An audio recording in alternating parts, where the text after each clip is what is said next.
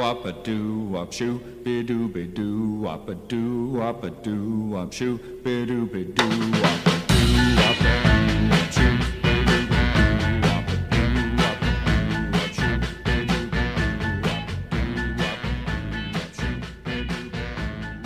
Bienvenidos a un nuevo episodio de Micromundos. Mi nombre es Martín Pitón y este es un podcast de actualidad política y económica de la Argentina. Y sí, vamos a hablar del escándalo que tiene sumido al gobierno, que lo tiene groggy, que lo tiene paralizado, el escándalo de los audios de Diego Spagnuolo, hasta ahora el titular de la Agencia Nacional de Discapacidad. Este episodio se llama En el barro, porque el gobierno está en el barro. El gobierno está metido en una crisis de la cual no sabe cómo salir. Finge demencia, hace como si no pasara nada, pero en realidad está pasando de todo. Están desesperados buscando por dónde salió la filtración. Están temerosos porque tienen miedo que Diego Spagnuolo, ex abogado de Javier Milei, ex amigo probablemente de Javier Milei, se acoja a la ley del arrepentido. Están asustados porque probablemente haya una trama más profunda de corrupción que todavía no conocemos. Están asustados porque el plan económico no marcha bien y porque los casos de corrupción, si bien en la Argentina no quitan votos, cuando no hay plata, aumenta el descontento. Este capítulo de Micromundos es un capítulo especial, es un capítulo fuerte y te pido que le prestes atención. Y luego esta gente está choreando de una manera. A mí me están desfalcando a la gente. A mí me pusieron un tipo que maneja todo lo que es la casa mía, un delincuente. Ese es un delincuente que estaba en la gestión de Macri y se fue, pero o sea, cuando se fue con denuncias y se llevó los discos rígidos de la computadora. No, un delincuente. Él no está metido, pero es toda la gente de él. Entonces van a pedirle guita a la gente, a los prestadores le van a pedir guita. Yo fui y le dije, Javier, escúchame, yo estoy denunciando todo el choreo, todo esto, y abajo tengo gente que va a pedir guita. Entonces, cuando yo vaya y toque a uno, van a decir, che, flaco, está todo bien, y venís a pedirme guita con estos delincuentes. Entonces, Javi, ¿qué hago? Yo calculo que le debe llegar el 3 a Karina, porque seguramente le digan, es el 5, el 1% lo tenemos que repartir entre la operatoria, se va a la operatoria, 1% para mí, y vos, Karina, te llevaste el 3. Seguramente le deben hacer una cosa así, están pegando una acogida olímpica. O sea, ¿ya llega a haber algún quilombo? Y a mí no me cuidan. Yo esto soy el presidente. Tengo todo lo WhatsApp de Karina, olvídate. La primera que se van a llevar puestas a Karina. Es muy impresionante escuchar a Diego Spagnuolo explicando no solamente cómo le copan la agencia de discapacidad, sino además cómo es la estructura y cómo es el reparto de la plata. Spagnuolo se convirtió en la peor pesadilla del gobierno desde el martes pasado, luego que el Stream Carnaval diera a conocer los audios, parte de los que acabamos de escuchar, en los que se revelaba una red de corrupción que sería encabezada por Karina Milei y por Lule Menem, ¿no? Y como coprotagonista de toda esta historia estaría también involucrada la droguería suizo-argentina. La revelación de estos audios corrieron por cuenta de Jorge Rial y Mauro Federico, que en una entrevista con Reinaldo Siete Casi explicó lo que dicen los audios y cómo es el negocio desde los laboratorios y desde las droguerías. Acá aparecen dos protagonistas de esta historia, los laboratorios por un lado y las droguerías por el otro. Los laboratorios, ¿qué hacen? Le venden a las droguerías medicamentos que luego son comercializadas en contratos con dependencias públicas, con estados, de acuerdo al margen de ganancia que le permita el precio de costo con el que el laboratorio le vende a la droguería gana más o menos. La droguería después es la que intermedia en la gestión para la venta de ese medicamento al estado o a la dependencia pública. Sí. En este caso hablamos solamente de los medicamentos que se utilizaban para las personas con discapacidad que tenían cobertura de planes que el Estado les daba, ¿no? Sí. La cometa de la que se habla es solamente de eso. Bueno, la droguería mencionada, involucrada en esta historia, la Suiza Argentina, intermediaba entre el laboratorio y la Andis, y lo que hacía era, se quedaba con un porcentaje, además del margen de ganancia, que le correspondía. ¿Qué hacía con esa guita? La reportaba a sus jefes políticos o a sus enlaces políticos. Bien. ¿Con quién está involucrada la droguería suizo-argentina? Con los Menem, con Eduardo Lule Menem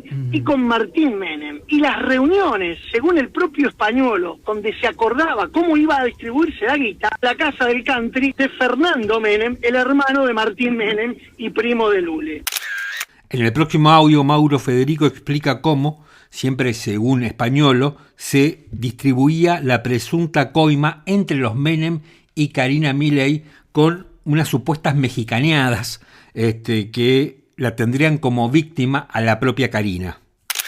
En esos audios, lo que cuenta Españolo es que el tradicional mordisco que se quedan las droguerías y los laboratorios con este negocio, que era del 5%, cuando agarró la manija Menem, dijo, ahora se va al 8%. Y la explicación que da Españolo es, yo no puedo aparecer firmando nada de esto, por eso pongo a mis segundos, es que ese 3% diferencial se lo terminaban distribuyendo entre Lule y Karina Milei, entre 500 y 800 mil dólares mensuales.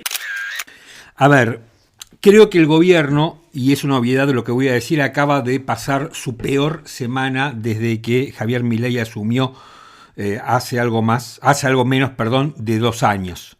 En un primer momento, el gobierno pareció actuar con muchísima agilidad, aunque de manera torpe. Lo echó, aparentemente, después vamos a ver por qué digo aparentemente, a Diego Españolo de la Agencia de Discapacidad. Raro, ¿no?, que alguien que estaría, no digo denunciando, pero sí contando una estructura de corrupción y que aparentemente no participaría de ella, es echado, y los que teóricamente han sido denunciados permanecen en el gobierno. Si separás del cargo a Españolo, deberías haber separado en forma preventiva también a Karina Milei y a Lule Menem. Claro, el problema es que es Karina. El problema es que es el jefe, y el jefe no solamente tiene un cargo vital y muy importante dentro de la maquinaria de la Libertad Avanza, sino que es el sostén emocional del propio presidente Javier Milei. No quieran pensar, si Karina Milei tuviera que dar un paso al costado, qué pasaría con el gobierno, qué pasaría con el presidente. Pero ojo, el gobierno salió a difundir que lo habían echado a Españolo, pero Graciela Ocaña, a quien entrevistamos por este tema, y el reportaje completo lo podés escuchar debajo de este episodio, explicó que en realidad Milei no echó a Españolo. No lo echa ni siquiera. Por eso lo limita. Lo separa del cargo, o sea, sigue cobrando Españolo por el Andice, para que la gente entienda. Cuando vos echás a alguien, lo echás, escribís así, no que le revocás el cargo, no, lo echás, lo despido. A ver, en la resolución que yo leí dice que lo limitaba en sus funciones. Así es, o sea que siguen funciones dentro del Andis. Seguimos pagando el sueldo, para que la gente entienda. O sea que está como apartado preventivamente, podríamos decir, hasta que esto se sepa. Sí, ahora es raro porque también apartan al valijero que él señala. Entonces es como que le están dando credibilidad a lo que él está diciendo. Españolo sigue cobrando y en el gobierno tiene el miedo que se acoja a la ley del arrepentido y reconozca como propios los audios y los detalles del entramado de la corrupción. Ese es el miedo que tiene hoy el gobierno, ese es el miedo que tiene Javier Milei, Karina Milei y el propio Lule Menem. Que Españolo se convierta en un arrepentido, porque si se convierte en un arrepentido y reconoce los audios, el gobierno está realmente en un serio problema. El miércoles hay una imagen que es difícil borrarse la cabeza, mientras este escándalo ganaba los principales medios y la Cámara de Diputados se disponía a darle una severa derrota al gobierno, que después, al día siguiente, iba a ser repotenciada por la derrota que el gobierno sufrió en el Senado, Milei, Javier y Karina escuchaban música clásica y de películas en uno de los salones de la Casa de Gobierno. O sea, mientras Roma se quemaba, ellos disfrutaban de un concierto de música de cámara. Por supuesto que el impacto más fuerte y el golpe más certero contra el gobierno es la posible participación de Karina Milei en un caso de coimas. Ahora, no es la primera vez que la hermana del presidente, el jefe, la Secretaría General de la Presidencia, es mencionada en un caso de coima. Libra las ventas de las candidaturas, venta de audiencias con el presidente, su propio hermano, y la denuncia del orfebre Juan Carlos Pallarol son algunos de los casos en los que se ha mencionado a Karina Milei como pidiendo dinero a cambio de todas esas cosas. Vas a escuchar a Juan Carlos Pallarols explicando un viejo audio y una vieja denuncia cómo Karina Milei le pidió $2.000 para encontrarse con Javier Milei. Yo lo llamo y Javier me dice, habla con mi hermana, con Karina, que ella es la que maneja mi agenda.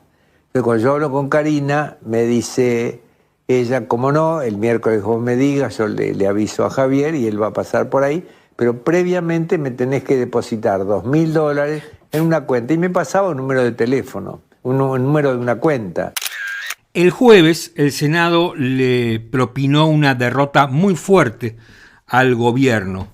Se rechazó el DNU de la Marina Mercante, se rechazaron el desmantelamiento de organismos importantes como Vialidad Nacional, el INTA y el INTI, y también se rechazó el decreto a través del cual se le quería quitar autonomía al Banco Nacional de Datos Genéticos, una de las instituciones más importantes, y también se frenó la posibilidad de convertir a varios institutos culturales en unidades organizativas de la Secretaría de Cultura, digamos, rebajando su estatus jurídico. Además, el Senado convirtió en ley el proyecto de financiamiento universitario y la ley de emergencia en salud pediátrica, ¿no? Todo esto hizo el Senado asestándole un golpe muy fuerte al gobierno. El escándalo de las supuestas coimas en la agencia de discapacidad cruzó toda la sesión del Senado. Vas a escuchar un tramo del discurso del senador Martín Lustó. Mientras el ex titular de la Agencia Nacional de Discapacidad le dijo a la familia de Ian Moche que si alguien nacía con una discapacidad no era un problema del Estado, mientras ajustan de una manera nunca vista en el área, roban. Mientras ajustan, mientras insultan, lo que se ve es un entramado de corrupción con la discapacidad. Entonces, no solamente es un tema de crueldad, no solamente es un tema de inmoralidad, sino que es un tema de profundo cinismo. A ver, Españolo no es un héroe, como decía Lustó en el audio que acabamos de escuchar. Atacó a un chico con síndrome autista. No es un cruzado anticorrupción o anticasta. Acá no hay una pelea entre buenos y malos. Acá son todos malos. La interna es tan feroz y voraz que se están aniquilando entre sí. Eso es lo que le está pasando al gobierno. Tal vez esto sea una operación. Ahora, tal vez también pueda ser una operación con la verdad. Y este es el problema, ¿no? El problema no es si esto es una operación. El problema es si la operación es cierta. El gobierno está rompiendo su contrato social con la gente. El caso Libra es un caso difícil de entender. Es complicado. Habla de criptomonedas, de billeteras virtuales. Es complejo. Este caso es fácil de entender. Se roban la plata para los remedios de los discapacitados. No son las rutas de Lázaro Báez en Santa Cruz. te metiste con los más débiles. Esos que no pueden defenderse, te metés con eso. O sea, el nivel de hija de putes es estratosférica. Milei decía que venía a frenar la casta porque se quedaban con la nuestra y que ellos iban a pagar el ajuste. Al final el ajuste lo pagamos nosotros y ellos, como el kirchnerismo, se quedan con la plata. Pero parece que el ajuste lo pagan los que menos tienen y la motosierra se usa en beneficio personal.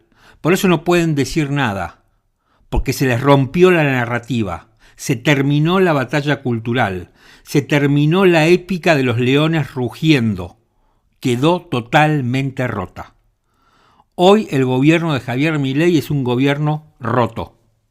Este es un cisne negro en medio de la campaña.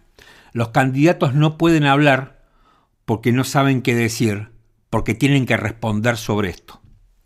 La instrucción parece ser a los trolls en las redes sociales acusar al juez Casanelo de tortuga y de kirchnerista, lo mismo que al fiscal Picardi, que están asegurando la prueba.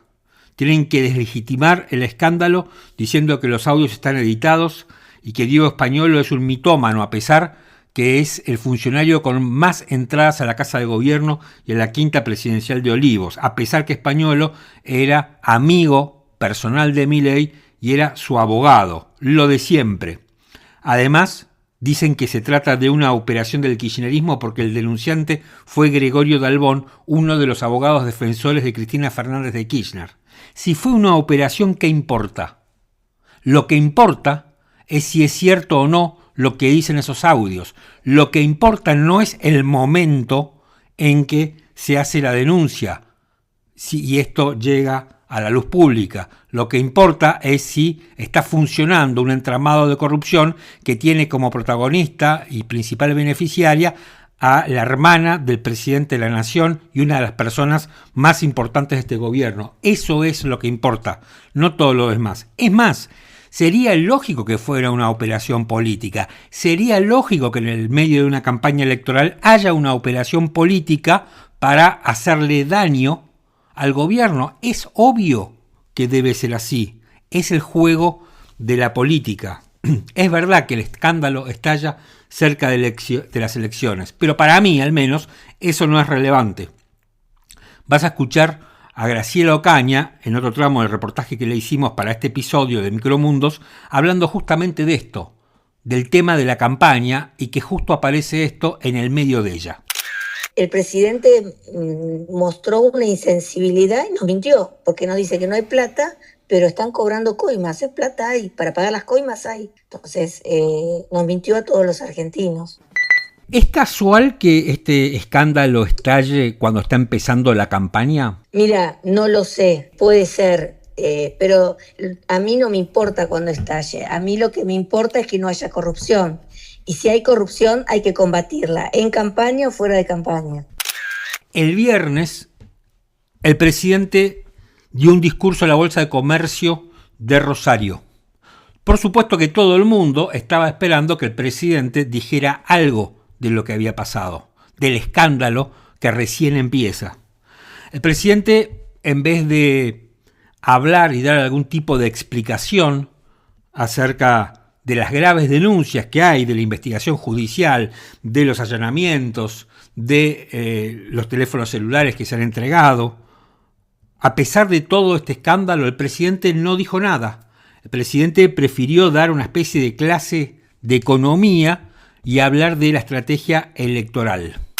Cuando ustedes se encuentran frente a un escenario electoral como el que viene en octubre, y también le diría en lo que es el 7 de septiembre, está claro que la tasa de interés se le tiene que ir a las nubes.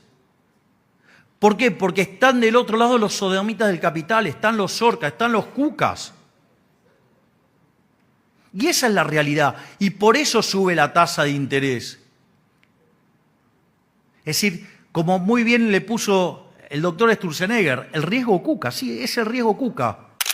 Para mí fue un papelón. El presidente fingía demencia, simulando que todo estaba acorde al plan.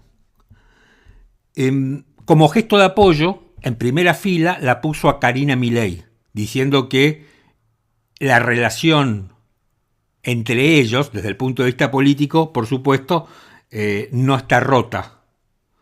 Si cree el gobierno, si cree el presidente, si cree Karina que esto es una demostración de fortaleza, están equivocados. Es una demostración de debilidad, pero por sobre todas las cosas es una demostración de impunidad, profundizando ya no la grieta con aquellos que cuestionamos a este gobierno, sino que me parece que la grieta empieza a ser con aquellos que apoyan a este gobierno. ¿José Luis Espert va a seguir diciendo cárcel o bala? El gobierno se debilitó. Esto es probable que repercuta en las elecciones. Veremos. Yo sobre eso no estoy tan seguro, porque la corrupción en la Argentina no resta votos.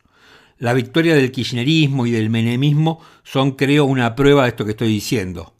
Milei, cuando habla de riesgo Cuca, tendría que hablar del riesgo Milei, porque si el kirchnerismo, tiene posibilidades de ganar las elecciones, es porque el gobierno actual es malo. El riesgo es el riesgo Milei, y desde el estallido de este escándalo, ese riesgo aumentó. Milei es el verdadero riesgo país. Pero la oposición, que es un desastre, en especial el kirchnerismo, no está en condiciones de sacar ventaja electoral de este escándalo. Por eso no sería extrañar que todo esto no tenga demasiada gravitación en el resultado electoral. De todos modos, es algo que los va a perseguir para siempre. Acá, como te dije antes, no hay buenos ni malos. Se escucha todo menos que son inocentes. El gobierno finge demencia. Hace como que no pasa nada, como hacía Cristina Fernández de Kirchner cuando fue la tragedia de Once. Cada vez se parecen más a aquellos que buscan combatir. El gobierno ahora depende más que nunca del resultado de su plan económico. Está comprobado que los escándalos de la corrupción no restan votos. Las elecciones que ganó Menem, los 4 gobiernos del kirchnerismo, son prueba de esto. Si la economía marcha bien y la gente tiene plata en el bolsillo, se pueden robar todo que a nadie le importa. Los argentinos toleramos muy bien la corrupción, pero si la economía anda mal, si la gente no llega a fin de mes como está pasando, un escándalo de corrupción lo magnifica todo. Al gobierno se le rompió el relato. Se le rompió el relato de la casta y de la batalla cultural. Son más de lo mismo. Buscan enriquecerse a costa de los más débiles. Nadie se atrevió a tanto. Ni el kirchnerismo, que fue una máquina de robar.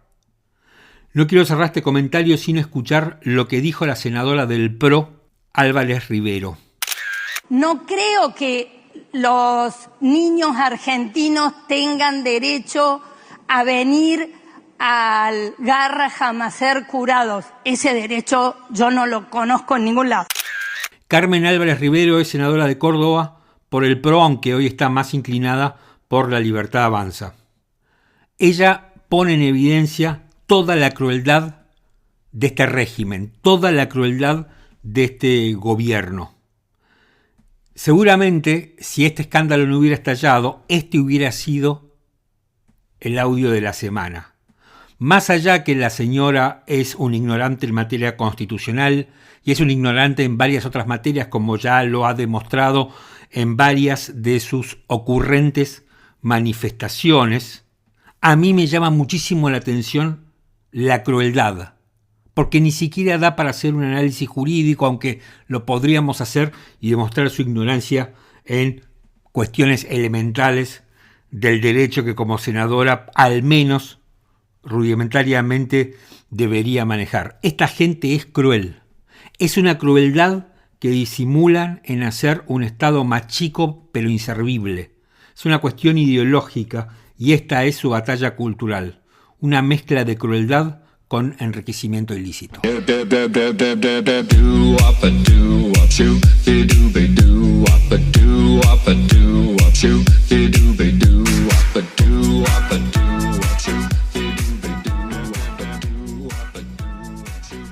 Estamos llegando al final de este episodio intenso de Micromundos. La verdad es que estoy bastante indignado, por eso en general no me gusta enojarme, no me gusta el periodismo indignado, pero hoy estoy indignado, ¿no? Por todo esto que está pasando. Me imagino que vos del otro lado también. Pero ahora vamos a relajarnos un poquito.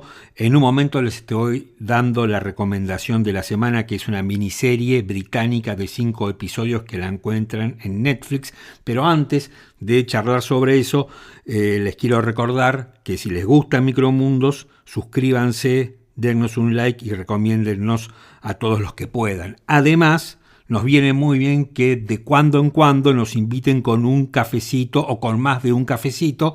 Les voy a dejar el link para invitarnos un cafecito en la caja de descripción del episodio. Nos ayudan con poquito, nos ayudan mucho, porque así podemos financiar Micromundos, que también nos viene. Bien, dicho esto, les recomiendo que vean Rehén, Hostage, en inglés. Es una miniserie británica de 5 episodios que está para mí muy bien lograda. Yo no la vi toda, vi 3 episodios, pero bueno, es un thriller, yo diría bastante adrenalínico, y todo comienza cuando secuestran en la Guyana francesa al marido de la primer ministro británica, ¿no? Que es un médico que está en una especie de organización de Médicos Sin Fronteras y que va a atender a los guyaneses, ¿no? Y es un comando muy extraño que le exige a la primer ministra británica que renuncie, porque si no van a comenzar a matar uno a uno a todos los compañeros de su marido, hasta finalmente matar al marido. En el medio de todo esto llega a Londres la presidenta de Francia, con quien la primer ministra británica tiene una rivalidad política e ideológica. Una es progre, la británica, y la otra es más de derecha, es tipo una Meloni, ¿no? Y ahí comienza la parte política del thriller. Y obviamente esto tiene que ver porque el marido fue secuestrado en la Guyana francesa, que es de Francia. Así que justamente la presidenta francesa va a tener mucho que ver en el intento de rescate del marido secuestrado de la primer ministro inglesa. Una anécdota o una nota de color. La actriz que personifica a la presidenta francesa es Julie Delpy. Probablemente la recuerdes porque hizo esa trilogía Antes del atardecer, Antes del amanecer, que fue tan buena y tan recordada. Aquellos que somos un poco más grandes nos vamos a acordar. Está totalmente cambiada, totalmente distinta, pero es una miniserie muy buena. Hostage la encontrás en Netflix. Son 5 episodios más o menos de 1 hora y te la recomiendo. Hasta acá llegamos con este episodio de Micromundos. Mi nombre es Martín Pitón. Espero que les haya gustado, espero que lo hayan disfrutado y nos reencontramos la semana que viene.